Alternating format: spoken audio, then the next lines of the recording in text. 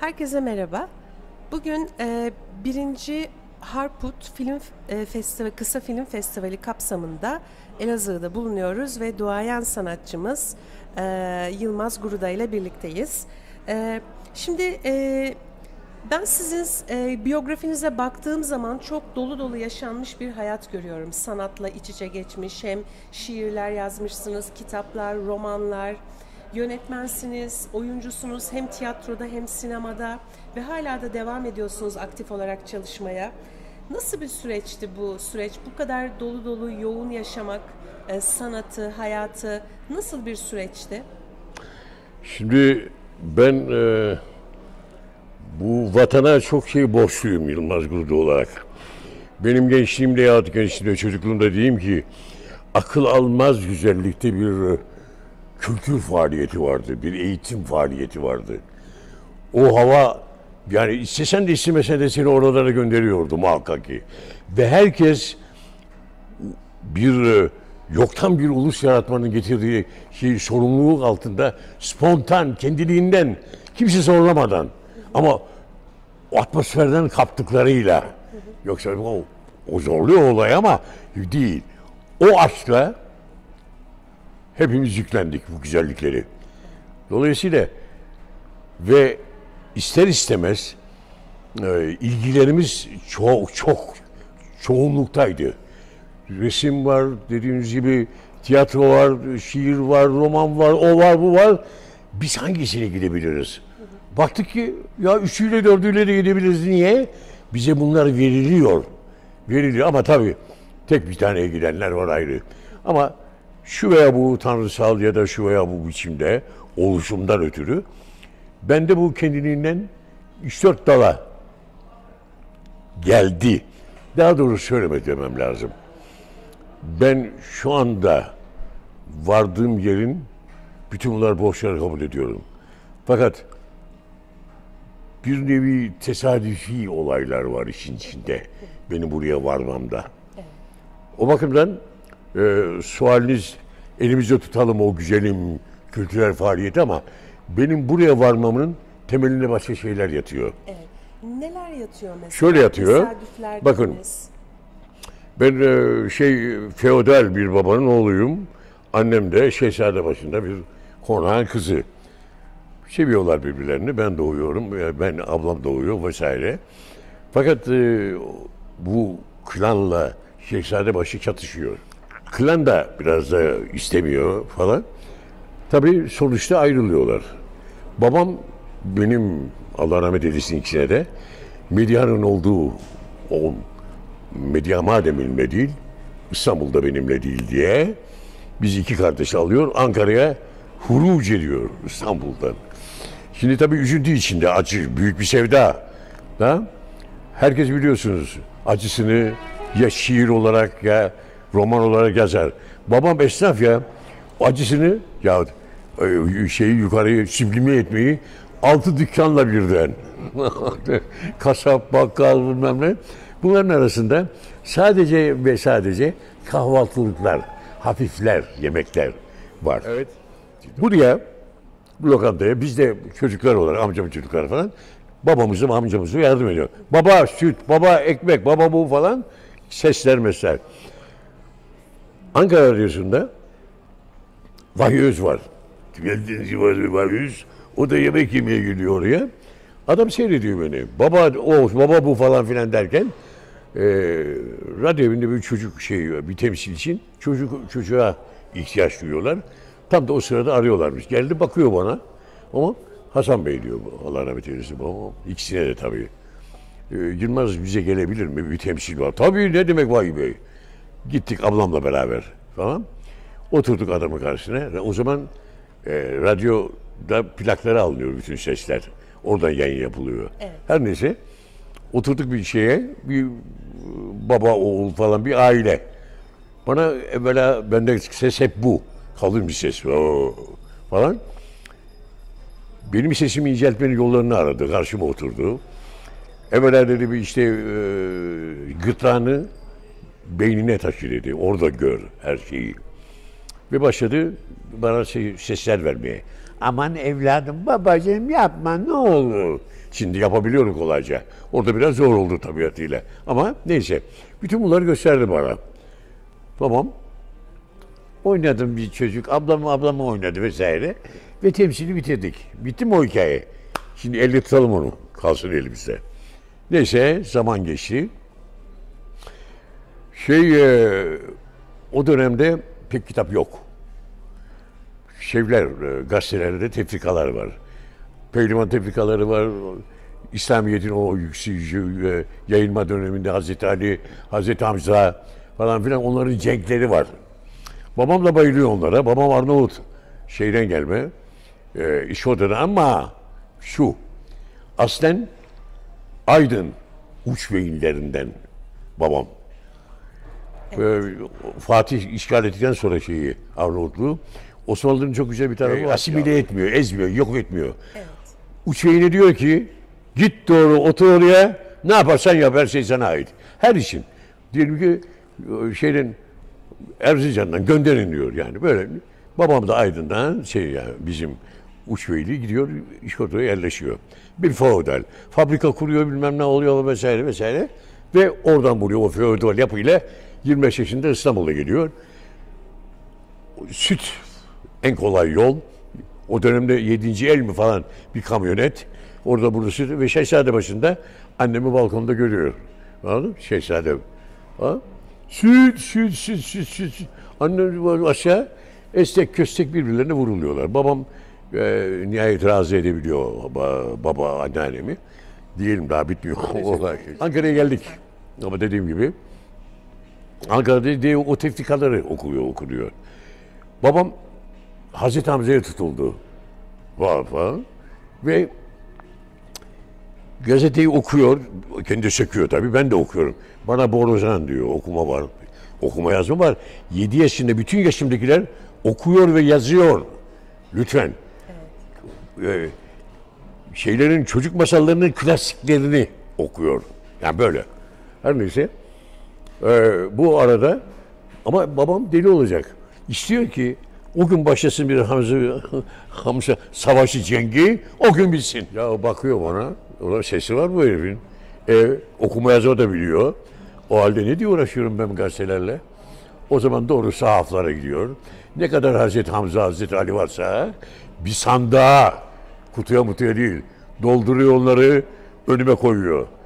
Bana Borazan diyor. Borazan her gün bir Hazreti Hamza okunacak. Baba imkanı var mı? Ona hayır diyebilmek imkansız. Evet. Öylesine ki perakende dövmüyor bir husus istediğin zaman. Falakaya yatırıyor. Çırak gönderiyor, ayaklar bağlanıyor. O falakayı anlatamam. Her neyse. Bu korku hep var. Tamam. Okuyoruz vesaire.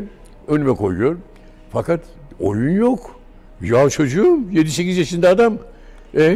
Herkes oyun oynuyor. Ben evimdekiler Hamlet ya kafir bilmem ne falan filan. Ne dedim ki bizim büyüklere abi hele bir babaanne var. Allah rahmet eylesin. O bir Hasan dedim mi ev yıkılıyor. Hepsi korkunç bir şey o alanda değil mi? O aile sevdasını. Her neyse babaanne ya söyle falan. Peki Hasan çocuğu rahat bırak. Tamam bitti olay. Ondan sonra baktım rahatladım. Önümde duruyor onlar. Çok dedim gönderdim. Sahaflara attım, sattım. Bitti. Neyse devam ediyor. Fakat adam istiyor okumak bir ayet dayanamadı herhalde. Bir Ramazan sonunda Şeker Bayramı. O gün dini gün. Emir geliyor çıraklarla. Bu gece ne olacak? Ne olursa olsun dersini yapsın. Bir Hazreti Hamza hikayesi okunacak. Eyvah. Tamam bu geldi emir. Evde yok. Nereden? Kafamda var ama bir sürü Hazreti Hamza. Arkada bir sinema var. Orada da görsel bir takım civcivler var. Okuma yazma var. Ulan bir dene. Bir sürü de hikaye var. Biraz da cerbezem var falan filan. Oturdum yazdım bir Hazreti Hamza. Romana bak Hazreti Hamza. Romanı yazdım. Tamam. Oldu. Akşama tamam, ben hazırladım. O oradan atma kapaklardan birini de geçirdim oraya. Klan halinde geldiler Böylesine geniş bir yer. Anneler, babalar, şunlar bunlar falan. Hadi bakalım Borazan, başla. Ben mümkün mertebe uzağa kaçıyorum çünkü yazıca kargacık burgacık görecek ve ne olur hani bu Hazreti Hamza, geriye doğru gidiyorum. Neyse çekildim geriye, başladım ben oynamaya. Tabii oynama başlayacağım. Yani belli etmemek için ne olabilir içimden gelen. Başladım en Davudisi, hamle et ya kafir falan. Başladım. Ben de içimden geliyor. Ötekiler aman yapma evladım, dokunma çocuğuma, yapma. Nedir o? Vahiy. Vahiy öğrettikleri. Ya oldu, çıktı mı sana aktör? Hop geldi oraya. Oldu, aktör bu. Yapıyorum, bravo bravo. Yani öylesine ev bir zılgıtlarla bağırtı çağırtı, yani duvarda kılıç falan olsa dışarı fırlayıp milleti yeniden Müslüman yapacaklar. O hale geldi. Oh, kurtardı paşayı. Nedir o? Korku. Falaka korkusu beni romancı yaptı. Aktör yaptı. Aktör varmış. Ama aktörlüğüm daha bir kolay geldi. Neyse. Elime geçmiş oldu. Böylece iki tane olay kendiliğinden çıktı. Aktör Yılmaz, hani anlattı, sordun ya soruyor. Evet, evet. Olayın aslı bu. Yani nereden, nasıl, işte bu. Evet. Yani belki ben bunlar olmasaydı ben herhangi bir vatandaş olacaktım. Ya iyi bir talebe falan, iyi bir talebe olurdum. Her neyse. Yani bir aktör var orada da. Bir yazar var ya, çıktı bayağı. Fena değil. Bayağı okunuyor. Baktım o dönemde gazetelerde tabii gençlere pas veriliyor. Şiirler yayınlanıyor, ufak kıssalar falan filan. Bakıyorum ben, ya yazıyorlar, ben niye yazmayayım? Romancıyım. Bak milleti ayağa kaldırdım. Bir de ben deneyeyim. Tam o sırada köy enstitülerinden Mahmut Makal'ın bizim köy. Yani hep söylerim ya, belki söylerim de, ya en büyük günahlardan biridir o. Köy enstitülerini kapatmak. Şimdi nerede olabilirdik? Ya olmaz. Düşünsenize. 4 tane büyük romancı var. Köy enstitüsü mezunu. Al. Yani üzüntü verici bir olay. Neyse, Mahmut Makal'ın o şeyinden dedim ki ya ben de yazayım. O köy kısa kısa yazıyor anekdotlar halinde. Ben de oturdum. Memo diye bir adam yarattım. Oradan bu falan filan. Pelin kağıda yazılıyor. Elle. Ama güzel bir yazıyla, her neyse. Bayağı yazdım 6, 7, 8, 9, 10. Dedim gönderelim bakalım ne olacak sonu. Ama güveniyorum da kendime. Gönder tabii. Haftalık gazete miydi neydi? Kaç sene evvel. Her neyse. Onlardan birini de gönderdim. Yayınlandı 1. bölüm. 2. hafta 2. bölüm. 3. hafta yayınlanmadı. Kapattılar gazeteyi. Gazeteyi kapattılar. Ama orada kaldı tabii. Her şey onlarda. Elimde değil. Evet. Ama belleğimde var. Çok sevdim de mahvolmasın dedim. Ne yapabilirim? O dönemde şiir çok hakim.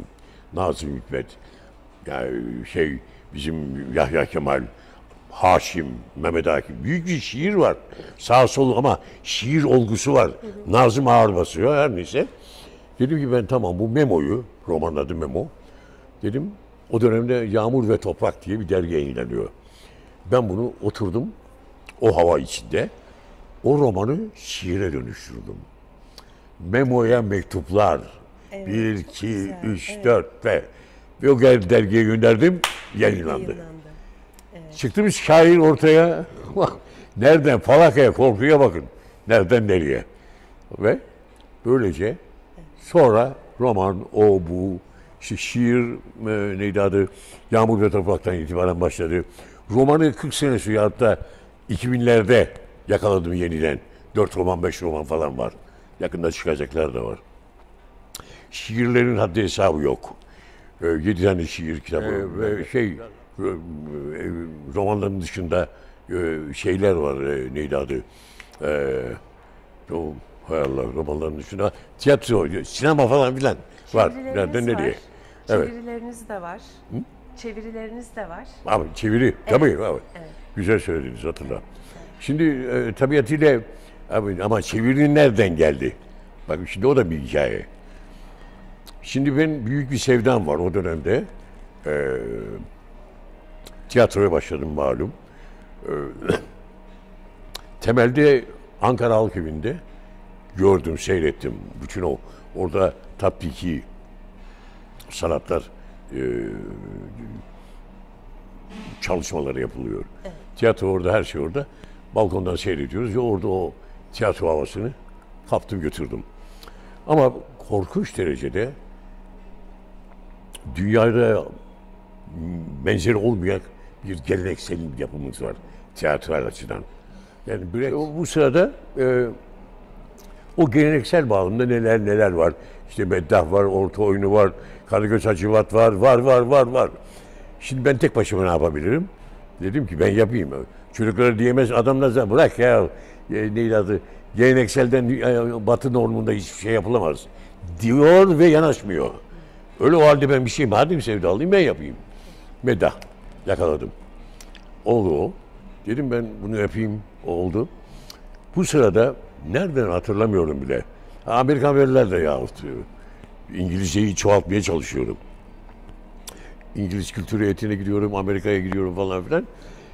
Bir kitabın arasında galiba çocuklar için baktım Çekhov'dan Tütünün Zararları roman, İngilizce. Evet. O dönemde barış dönemleri gelmişti Amerika'dan, gönüllüleri. Okulda, bizim ticaret lisesinde Türkçe yok, yasak. Hep İngilizce. İngilizce bende parlayan. Bunu çoğaltmak için oraya gidiyordum. Orada gördüm. Tek bir şey meddah. Ne yapılabilir? Ben buna o şeyi Batı normlarına ne getirebilirim diye düşünürken bunun içine bir nevi sonradanki kabare olduğunu söylüyorum. Kabare unsurlarını yerleştirmeye başladım. Ya ne yapıyor o? Şarkılar var. Komedi var.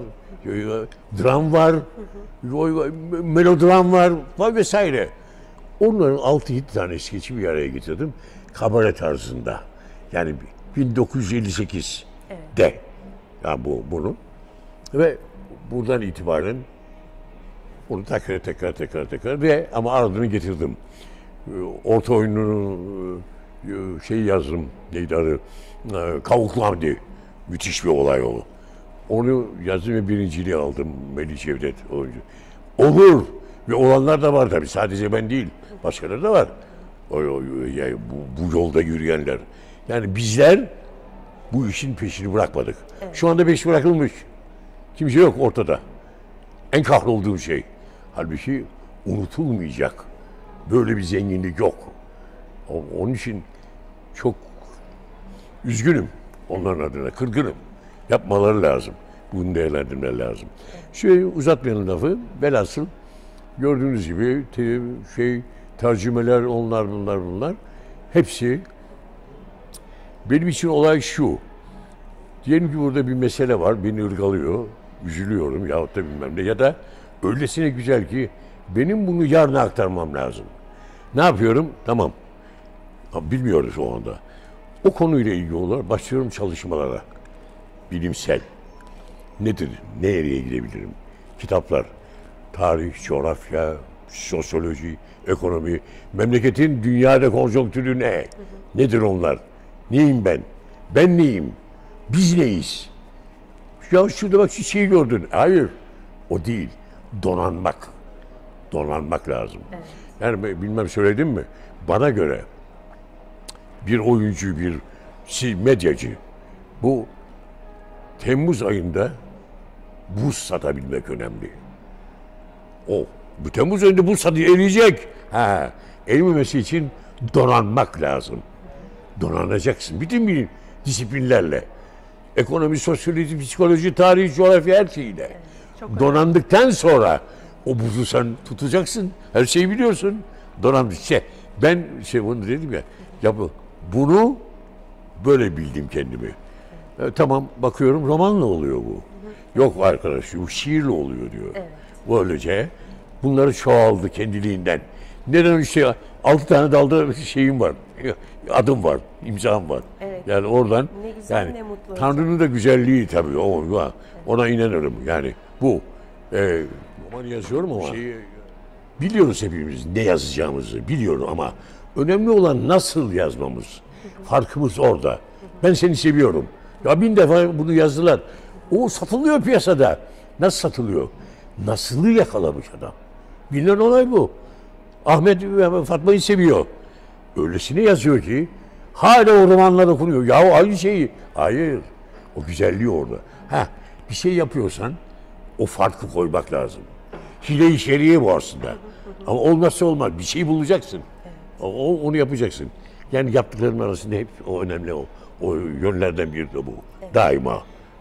Hocam bir de sizin şimdi ben bazı röportajlarınızı dinledim. Röportajlarınızda halk terimini çok kullanıyorsunuz. İşte halkın yararına hep bir şeyler yapmak istediğinizi ifade etmişsiniz. Yaptığınız bütün her şeyde, bütün çalışmada, yaptığınız, ürettiğiniz bütün eserlerinizde toplumu ön plana alan bir yaklaşım ortaya koyduğunuzu söyleyebilir miyiz? Tabii. Her an yani dediğim gibi bana bir şeyler vermiş her şeyiyle. Bilerek veya bilmeyerek ama vermiş. O halde ben bunları biriktirdim. Ben götüremem ki bunu. Ben bu aldığımı bir borç biliyorum ve ona veriyorum. Anlamı ne o zaman yaptığı? Fatma, Ayşe, Ahmet, Mehmet bir arada iyi değil. Ya bir şey yaptın. Madem var sende bunlar. Ne diyor kardeşim? Vermiyorsun bu halka. Onlardan aldın. Ben bütün gücümle az evvel söylediğim gibi şiirle, romanla yapılacak, dile getirilecek her şey zaten o içerik kendisini tayin ediyor.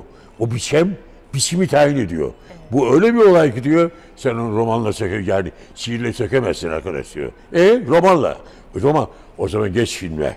Geç kısa filme. Geç film oraya. Yani her şey içeriği neyle? İçeriği çok iyi bilmek lazım.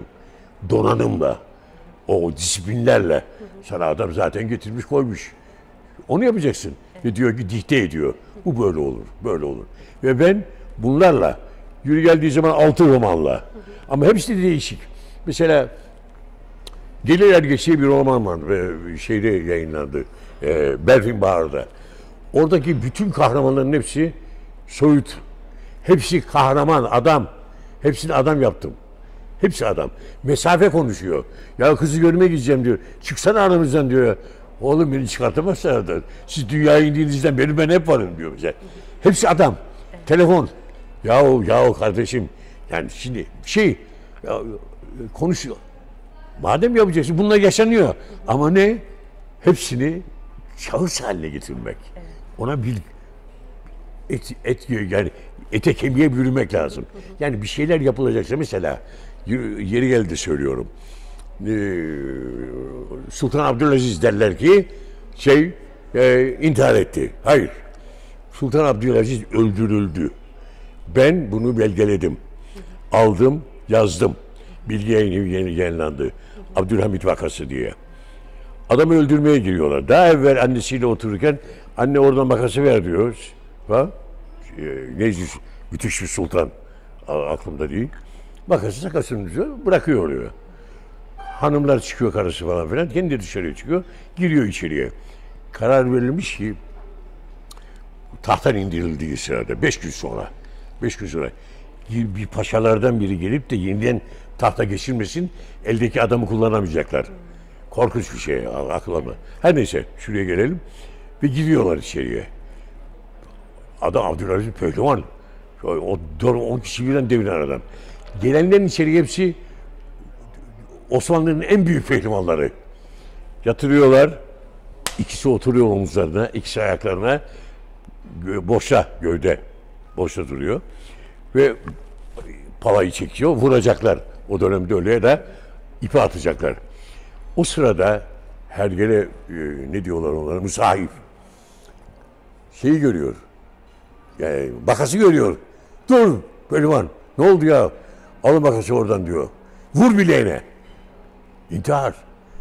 Nereden dedi? Romanda var bütün bunların hepsi. Sen ver buraya. Bam bam bam. Ve tamam gitti. Oldu. şimdi detaya giriyor. Yani nerede? Bütün bunun bu olduğunu. Yani şuraya gelelim. Madem yazıyorum ya, benim ne işim var Sultan Abdülaziz'le? Bir şey, ama yani bir olguyu ortaya koymak için. Evet. Niye buradan aldım? Ya buradan. Ben bir sol şey olarak lider adım. Sultandan sonra bir adam padişahla. Adam boşa atma. Adam neler yapmış? Bütün okulları, onları bunları. Boş adamlar değil bunlar.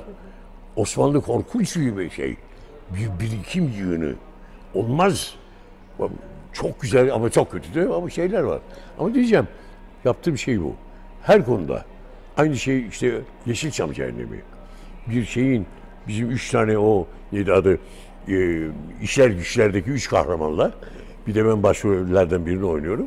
Onun üzerine kurdum. Yeşilçam'da ne olduysa hepsini koydum oraya. Evet. Ortaya yani. Dönelim, yani bu halka bende ne varsa onları vermeye çalışıyorum. Onların mutluluğu için. Ve maalesef el uzatılmıyor. Çok zor. Yani ıskalıyoruz. Köylü yanından geçiyor baba. Ya çevir. Zorla. Gel bakayım ne haber yapıyorsun falan filan. Ya niye? Yapılmıyor bunlar. Ya ıskalın değil. İşte Çekov'u sevdiğim o. Çekov bütün o Rusların dram körpe. Hayır. Ufacık adamlar. Küçücük zavallılar. Onlarla uğraşıyor. Onları adam kılıyor. Çekov o. Ve zor. Ağlıyorlar hep günü. Değil lan, ağlama. Ağlama. Adam dediğim gibi şey, parantez içinde diyor ki Vanya dayı renkli kravatlar takar. Allah Allah. Şimdi ne yapıyor? Adam Vanya dayı sözleri birebir baktığın zaman ağlanınca sözler. Ama değil. Çekov ne diyor orada? Renkli kravatlar. İçinde Luna Park var adamın. Ne ağlatıyorsun adamı? Yüzüne o neşeyi ver. Onu ver. Bence en büyük dram humorla verebilmek önemli. Evet. Mesela Üç Kız Kardeş Moskova. Ah Moskova. Değil. Güzelliği o. Ah. Moskova. Bu kadar. Evet. Ağlıyor. Yani bu önemli olan bu. İşte yaptığımız hatalardan biri. Onları görelim, eyleyelim. Bu işte dönelim senin soruna. Olay bu. Ben bildiğim ne varsa daha da öğreneceğim. Öğrenmekteyim. Ya, çözebilirsem şu kuantum teorisinin peşindeyim. nasıl şiirle bir bağdaştırırım da herkes kolay anlayabilir diye. Şimdi bunun peşindeyim. Ama mesela işte ben halkımıza ne varsa bende onları vermeye çalışıyorum. Evet. Şimdi siz 50'li yıllardan beri sinema ve tiyatro ile iç içesiniz ve hala da devam ediyorsunuz. Dolayısıyla sinemanın ve tiyatronun değişimine, gelişimine, tüm bunlara da tanıklık ettiniz. Kısaca bize gözlemlerinizden bahseder misiniz sinema ve tiyatroya dair 50'li yıllardan bugüne? Şimdi bana göre bu tiyatroda, sinemada bir boşluk var. Öyle mahmul. Şu anda mı boşluk olduğunu? Ya boşluktan kastım kişilerin içi boş. Mahmul değiller, dolu değiller. Gördüklerini yani hep ezberlenenleri yapıyor. Korku. Bunu altı defa var. Bunu ya bırak. Herkes öyle mi korkuyor? Bunu aramıyor. Karşıdaki insan değil. Mesela diyorum ki akıl almaz güzellikte bizim geleneksel komedimiz var. Olmaz. O. Yok, adamda taklitten başka bir şey yok. Yahu yap taklidini ama sen bir adamı düşünebiliyor musun? Bütün gün hayatı boyunca böyle bir adam yaratıyor. Ya ne yapıyorsun? Var mı böyle bir adam? Mümkün mü? Bir sebepten dolayı olabilir. Eyvallah. Onu izah et. Etmezsen olmaz. Ama ben böyle mi yapsam? Öyle yapma kardeşim. Yapabilir misin? Niye? Şuraya gelelim, dönelim. Hepsi maalesef işin kolayındalar. Bir de en büyük katili gençlerin cep telefonları. Benimki 160 liralık değil ama gerçek. Cep telefonları. Sete geliyor, elde oturuyor. Yahu kardeşim abi de, Ahmet gel de. Bak sahneye gireceğiz şimdi. Şu sahneyi bir gözden geçirelim. Bir şey bulalım. Hocaya teklif edelim. Zenginleştirelim. Hayır. Neyse. Yani olay bu. Evet. Ya bu bizi öldürüyor. Öldürdü bile.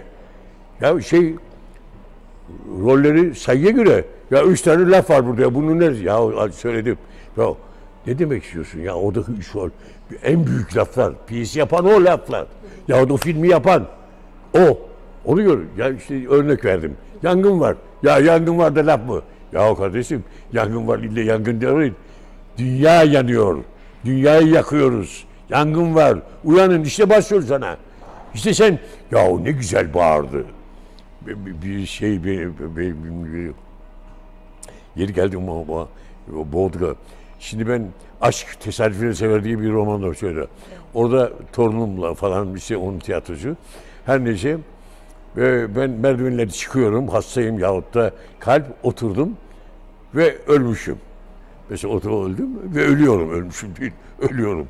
Şimdi sahneyi hatırlıyorum tabiatıyla. Diyor gençler çocuklar seyrediyor oyunu falan beni görüyor ya. Hocam diyor ya bir ölüm bu kadar güzel mi ölünür diyor ya. Böyle güzel bir ölme var mı? Ya ulan başka sahne yok muydu? İlle elimde o yüzük düş falan. Şimdi oraya döneceğim hikaye orada. Yani o detayı yakalayabilme hikayesi. Bu mesele burada bütün mesele. Onu görmek lazım, bulmak lazım. Ama yok. Yok. Hep öyle. Ya o yok. Olmaz. Şu disiplinler yoksa efendim işte bu ya dinde sen evvela adamı çöz. Evet, Sonra bırak. Sanat bir gözlem ve disiplin işi tabii. Tabii ya. Evet, tabii. Ya oluyor yani. İşte dönelim senin soruna. Evet. Maalesef bunun çok zararı. O güzelim geleneksel Türk komedisinin canını okudular. Canına. Taklit uğruna, alkış uğruna. Alkışlamasın. 70 kere ne diyor Charlo? Libya 4 tane güldürürüm ama canından okurum diyor. Herkes bekliyor. Ha ya. Olmaz 4 tane. Charlo içeride yapan bu. Yani o her saniye istiyorlar ki güldürsün. Hep bunun peşindeler. Ya yapmayın. Ben kötülemiyorum. Hepsi gayet yetenekli. Bak laf aramızda. Hepsi pırıl pırıl. Biliyorum görüyorum. Damarı var ama yanlış yerde. Niye öldürüyorsun? Yap tabii onu. Ama yeri geldiği zaman yap. Mesele orada.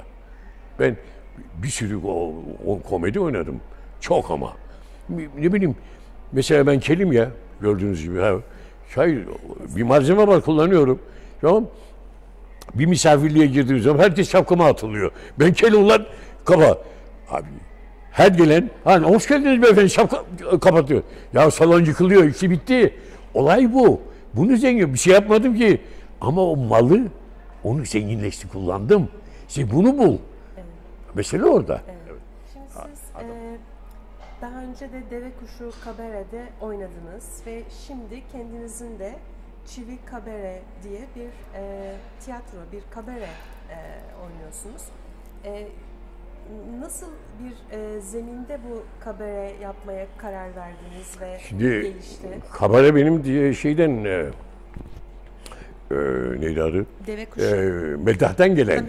Meddah'tan gelen. Tabii, yani evet. bildiğimiz Meddah'a ben kabare unsurlarını yerleştirerek başladım. Evet. Yerleştirelim. Ve gelenekseli olan aşkım dolayısıyla bunu çerçevede ne bileyim neydi? Deve Kuş Kabare'de ilk yaptığım Biz Bize Benzeriz. İlk yaptığım o. Eskiden bunun aksi burada. Evet. Bunları oynayarak ve epey büyük çıkışı yapan bir şey. Arkasından Aşk-ı Sevda falan. Evet. Ve içinde yani kabare yanlış yapılıyor. Yani kabare bu değil. Kabarenin içinde yani Çivi Kabare'de dediğim gibi ben aşağı yukarı şu anda 40 tane şey var bende. Kabare oyunu yazılı. Bir yazarlığım da var ya. Evet. Var diyorum. Serisi.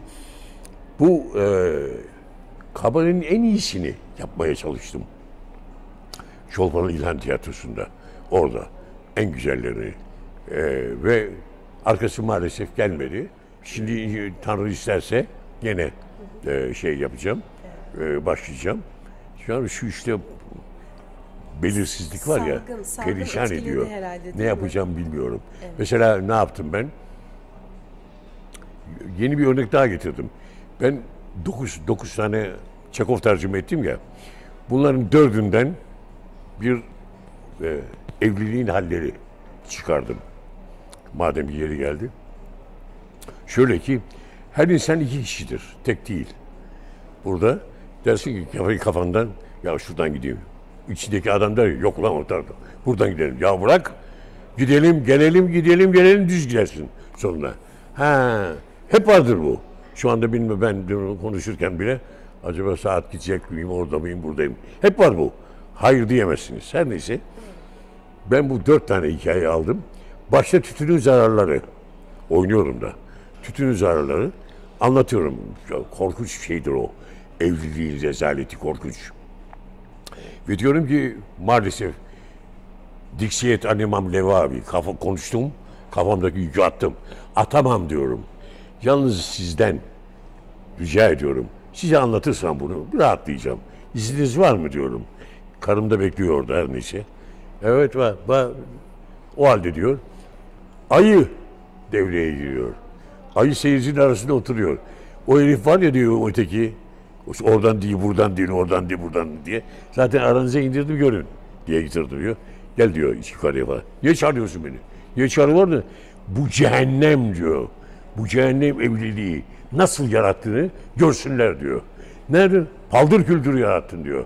Ya sor. Arkası nerede? Kime bağlı bu hanım? Bu nerede? Aslını sormadan. Tabii dinlemiyor ayı zaten. Kadına ilan aşk ediyor ve evlilik. Bitti mi? Şimdi ne oluyor? Adam felaketin, cehennemin başlı yer. Bakın bağlandı oraya. Bir de sayfayı da yaz. Bir evlenme var. Neyse önemli değil. Sayfayı da yaz. Aynı şey devam ediyor. Sayfayı da yaz da. Eşyalar, adam falan filan. İkisinin savaşı da var arkada. Adamı da peşinden içeriye soktum. Yani ben neyse adam sırtında 2 kişi dönüyor sahnede. 2 kişi. İçerideki adam. Kavga ediyorlar birbirleriyle. Ya bununla. Ve böylece ne oldu? O 4 hikayeden, 4 şeyden yeni bir oyun yarattım. İnsanın o atamadığı, o aşağılık yaratık var ya, onu atamadığı, onu sergiledim. Şimdi buyurun. Yani öyle bırakmak gelmedi. Buna vermeliyim. Oynadı mı? Halk ayakta alkışladı bravo diye açık hava tiyatrosunda. Ya gördü adam. Ulan ben zaten yaşıyorum diye. Yaşıyordu gördü. Yani görevimiz bu olmalı. Bunu yapıyorum. Şimdi siz sanat hayatınızda birçok ödül aldınız. Şu anda Elazığ'dayız. Az önce söylediğim gibi 1. Harput Kısa Film Festivali kapsamında da size bir yaşam boyu onur ödülü verildi. Şimdi öncelikle ben şeyi merak ediyorum. Kısa film olgusuna nasıl bakıyorsunuz acaba? Pardon bir daha. Kısa film. Evet. Kısa filmlere nasıl bakıyorsunuz? Of. O aya giren var ya bir adım diyor ya o büyük adım o. Yani ona sarılmak. O kısa film dünyanın en zor işi. Öyle kolay değil. Ya bir kısa film değil. Orada sen o kadar zaman içinde tokatı atacak sahneyi bulacaksın. Arkadaşlar filme büyük bir gözle yani kısa filme büyük gözle dediğim büyük işler yapabilecek potansiyele sahip. Önemli olan o aşkı, oraya yürüyebilmek. Ne içinde hedefi iyi bilmek. Laf olabilir değil. Mutlaka bir mesajı olmalı onun. Kısa film. Tamam. Ne işte Mehmet geldi, öptü gitti. Babam niye böyle uğraştırdın beni öptü falan. Bir şey olmalı. Evet. Bu bakımdan pardon. Bu bakımdan kısa film ve belgesel benim için en zor konulardan biri. Peki siz hiç kısa filmde oynadınız mı? Kısa Hayır, filmde oynamadınız. Peki teklif gelse kabul eder misiniz? Ederim ama yani şunu söylemek isterim. Eğer tabii disiplinlerim var benim. Eğer zamanım boşsa gördünüz. Oturup boşum. Niye konuşmayayım seninle? Değil mi? Boşum ben. Telefon açtı. Gelir misiniz hocam? Niye gelmeyeyim ya? Baktım ajandama. Var geliyorum kardeşim dedim. Yani aynı şey Kayseri, aynı şey Antalya, bilmem ne. Gelin yeter ki biri baksın ajanıma derse ki hazırım, niye olmasın? Evet. Peki şimdi festivalle ilgili şu anda içinde bulunduğumuz Harput Kısa Film Festivali ile ilgili değerlendirmelerinizi alabilir miyim? Vallahi korkunç derecede hem hüzünlüyüm hem sevinçliyim. Nelerle uğraşarak buraya gelmişler ve nelerle uğraşarak devam ettirmeye çalışıyorlar. O festivalden bu festivale tarih çatışmaları var, kaydırma şeyleri var, yanlış şeyler. Ya bırakın çocukların önünü. Ama onları ya bence dediğim gibi çok duyguluyum şu anda. Görüyorum ve dinliyorum hepsini elimden geldiğince. Hatta diyorum ki bir daha sefere hazırım daima. Yani ve hepsini yürekten kutluyorum. Bu kadar olamaz mı? Bu ona sevda. Şimdi, İşte ama siz şimdi genç sinemacı, tiyatrocu ya da yazar adaylarına, siz de çok yönlü olduğunuz için ben de daha çok yönlü sormak istiyorum size. Neler söylemek istersiniz, neler önerirsiniz gençlere? Genç sinemacılara, tiyatroculara, yazarlara.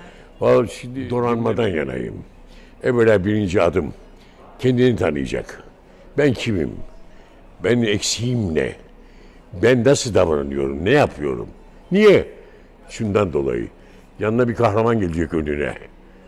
Sen adam buraya mı devam ediyor? Bu adamın adı George. Sen Yılmaz. Ne haber?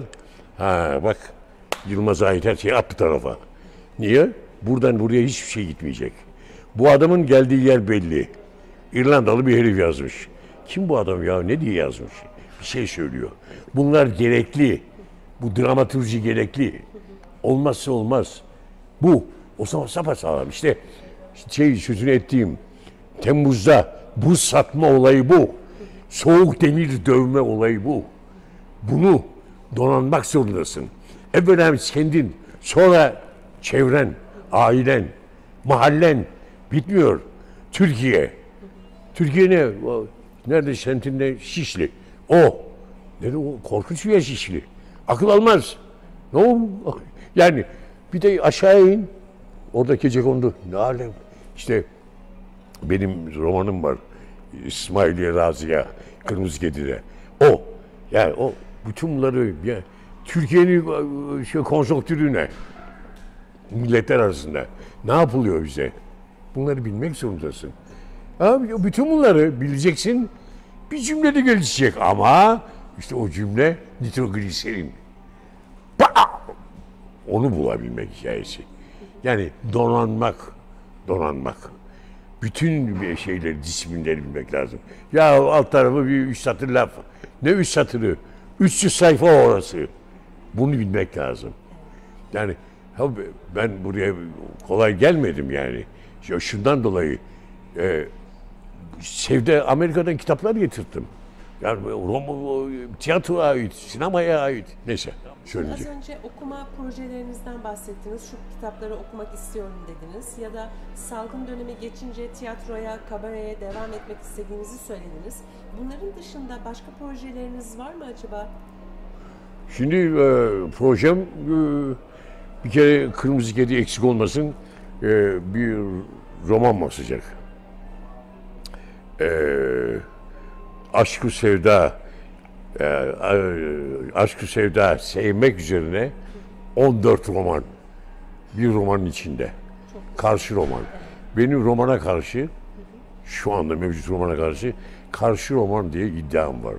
Yazdığım bütün romanlar karşı romanlar. O tuğlaların karşısında. Kısa, kompakt sözcükler. Ve az evvel söylediğim her şeyi şu bardağa ete kemiğe bürümek. Adamdan sayılması. Yani öyle demek istemiyorum yani. O başı bir yere. Tamam. Projelerimden dediğim gibi. Şu anda 70 tane Ezop masalları yazdım. Çok güzel, evet. Onu gene Kırmızı Kedi'ye verdim. Kafamda şey var gene. Bu sözünü ettiğim Çekov'u devam ettirmek ve kabareyi kurmak, gene devam ettirmek projelerim. Neyse. Dedim ki onun elimde 60 tane var. Bayağı güzel. Biz hani gençler arıyor. Neydi adı? Kabare arıyor. Bunlar denenmiş, oynanmış. Onu ödül almış. Gel seninle Mitos yayın. Gel şimdi bunları basalım. Oradan ben senden para da istemiyorum. Yalnız benden izin alsınlar. Sen bas. Gelen para senin olsun. Yani para istemiyorum. İzin alsınlar ki bildiğim gibi oynuyor. Peki, memnun oldum. Hocam çok teşekkür Rica ediyorum ederim. katıldığınız için, davetimi kırmadığınız için de çok teşekkür ederim.